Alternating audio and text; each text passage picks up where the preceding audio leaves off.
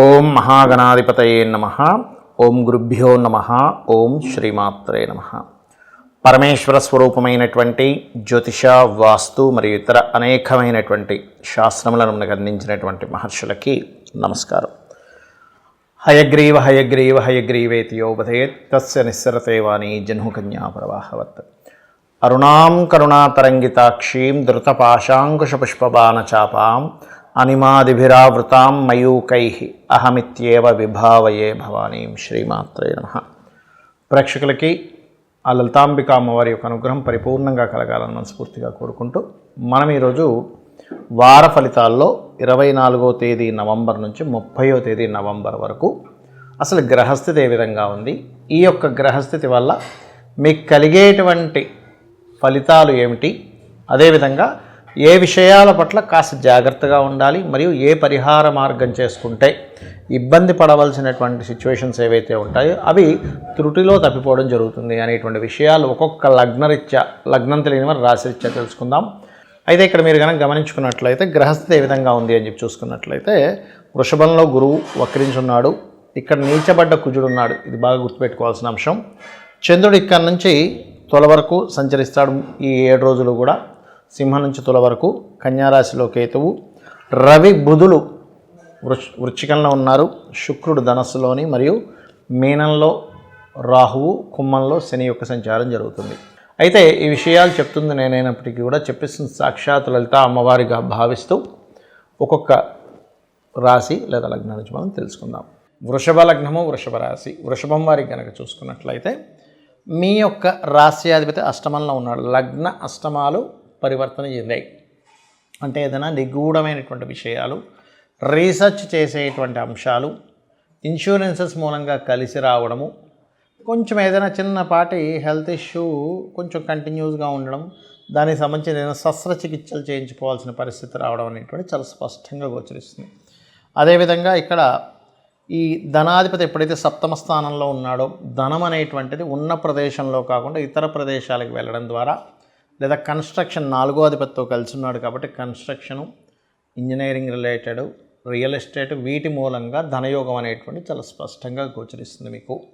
కాకపోతే కాస్త ఈ ధన సంబంధించినటువంటి విషయంలో 3వ స్థానంలో కుజుడు ఉన్నందుకు కాస్త సిబ్లింగ్స్ కోసమని ఖర్చు పెట్టడము, సిబ్లింగ్ రిలేటెడ్ వాటి మూలంగా ధన సంబంధించినటువంటి విషయాలు కొంత ఘర్షణలు ఉంటాయి 3లో కుజుడు ఉన్నందుకు.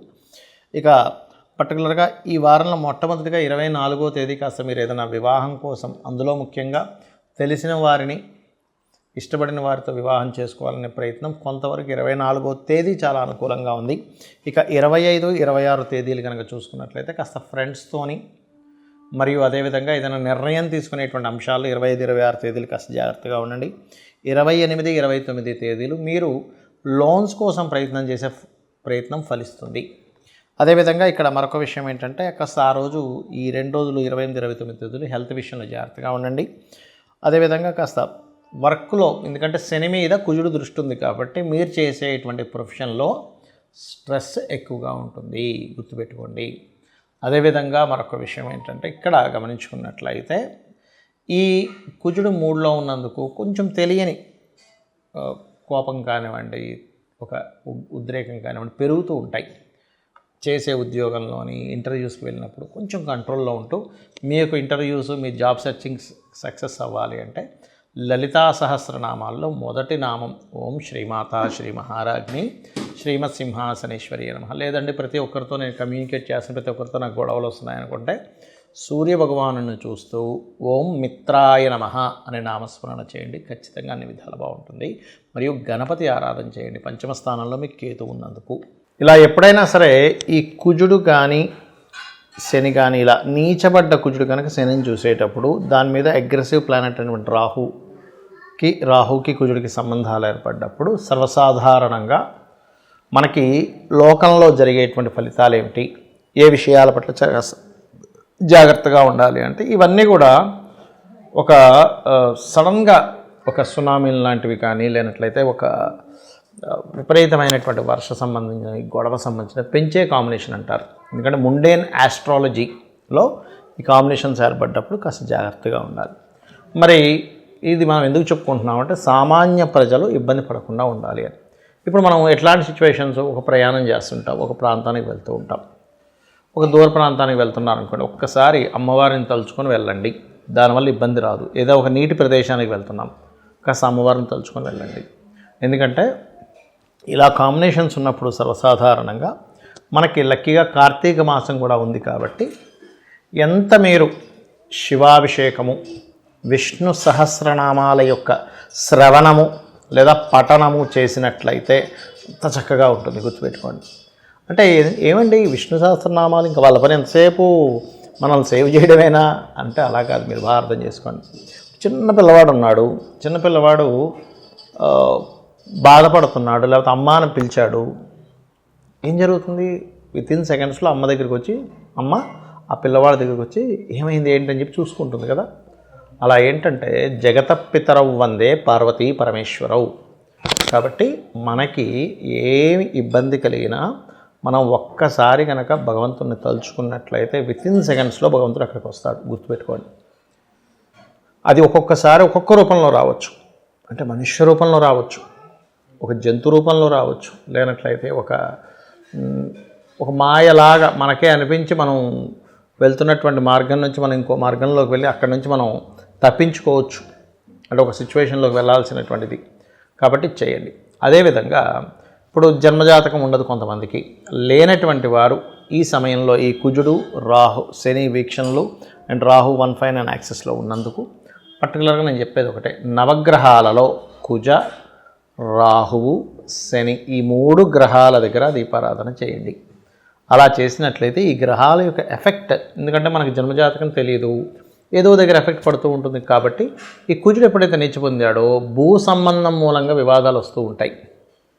భూమి మూలంగా వివాదాలు, గుర్తుపెట్టుకోండి. అది రకరకాల, అది గవర్నమెంట్కి సంబంధించింది కానివ్వండి, ఓన్గా కానివ్వండి, ఏదైనా భూ సంబంధించినటువంటి విషయాల్లో కొనుగోలు చేసేటప్పుడు అందరూ జాగ్రత్తగానే ఉండాలి. చాలా జాగ్రత్తగా ఆ డాక్యుమెంట్స్ ఎలా ఉన్నాయి, ఆ డాక్యుమెంట్స్, ఆ పత్రాలు ఏవైతే ఉన్నాయో సరైనంగా ఉందా లేదా, లేనట్లయితే వివాదాస్పదమైనటువంటి భూమిని ఏమైనా కొనుక్కుంటున్నామా, ఒక్కసారి ఏమి కొంపలు ములిగిపోవు. చాలామంది ఏమనుకుంటారు, అవతల వాళ్ళు హర్రీ పెడుతూ ఉంటారు, ఏమంటే ఇప్పుడు కొనేసేయండి, వేరే పార్టీ ఉంది, నాకు వేరే వాళ్ళు అడుగుతున్నారు, మీరు ఏదో ఒకటి చెప్పండి అంటూ ఉంటారు. మనల్ని టెంప్ట్ చేయడానికి. మనం ఏంటి, సర్లే తక్కువకు వచ్చేస్తున్నాడు కదా, ఇంకోళ్ళు ఎవరో తీసేసుకుంటారేమో, ఇంకోళ్ళు తీసుకోవడం సంగతి పక్కా పెట్టండి, ఫస్ట్ మీరు నష్టపోతారు తొందరపడితే. కాబట్టి ఈ జాగ్రత్త ఖచ్చితంగా తీసుకోండి.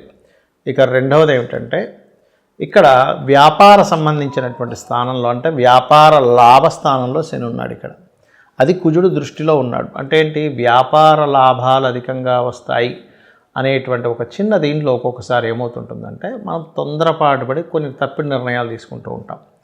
కాబట్టి ఆ యొక్క విషయాల పట్ల కూడా అందరూ జాగ్రత్తగా ఉండాలి. ఇది ముఖ్యంగా గుర్తుపెట్టుకోండి.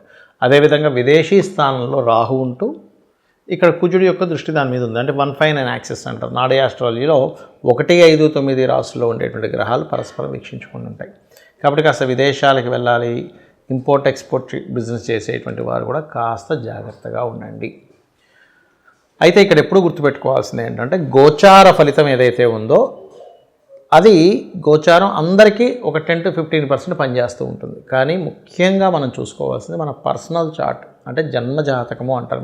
మీరు పుట్టినప్పుడు మీరు పుట్టినటువంటి సమయాన్ని, తేదీని, నెలని, సంవత్సరాన్ని, ప్రాంతాన్ని, ఈ 5 అంశాలు తీసుకొని మీరు పుట్టినప్పుడు ఏ లగ్నము గడుస్తుంది, ఏ గ్రహాలు ఎక్కడున్నాయి, ఒక్కొక్క గ్రహము ఎంత స్ట్రెంగ్త్ఫుల్గా ఉంది, ఎంత వీక్గా ఉంది, ఒక్కొక్క భావము ఎంత స్ట్రెంగ్త్ఫుల్గా ఉంది, వీక్గా ఉందనే దాన్ని పరిశీలన చేసి అవి ఎందుకు అలా ఏర్పడతాయి. కొంతమందికి ధనభావం బాగుంటే విద్యాభావం బాగోదు, మరి కొంతమందికి వివాహ స్థానం బాగుంటే సంతాన స్థానం బాగోదు, మరి కొంతమందికి జాబ్ స్థానం బాగుంటే వ్యాపార స్థానం బాగోదు, మరి కొంతమందికి ఒక్కొక్కటి తల్లి స్థానం బాగోదు కొంతమందికి. అప్పుడు తల్లితో కూడా వ్యతిరేకత వస్తూ ఉంటుంది, విద్యాపరంగా వ్యతిరేకత వస్తూ ఉంటుంది.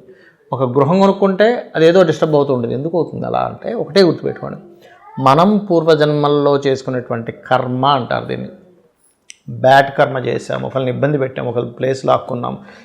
ఈ యొక్క జన్మల్లో మీరు ఏది కొన్నా కలిసి రాదు, స్థలాలు, గృహాలు ఏం కొన్నా సరే. పోయిన జన్మలో మనం ఉదాహరణకి మంచి జాబు, మన ఎవరైతే జాబ్ హోల్డర్ మనకి జాబ్ ఇచ్చిన పర్సన్ ఎవరైతే ఉన్నారో అతను మనల్ని నమ్మి ఒక జాబ్ ఇచ్చినప్పుడు దాన్ని మనము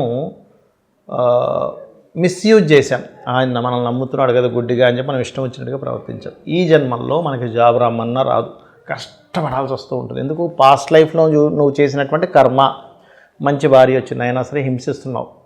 అంటే ఏంటి? కట్నం తీసుకురా, మీ అమ్మగారి ఆస్తి తీసుకురా, నేను పని చేయకుండా ఇంట్లో కూర్చుంటాను, నువ్వే నన్ను పోషించాలి, ఇట్లాంటివన్నీ పెడుతుంటారు కొంతమంది. అలాగే స్త్రీల్లో కూడా ఉంటారు.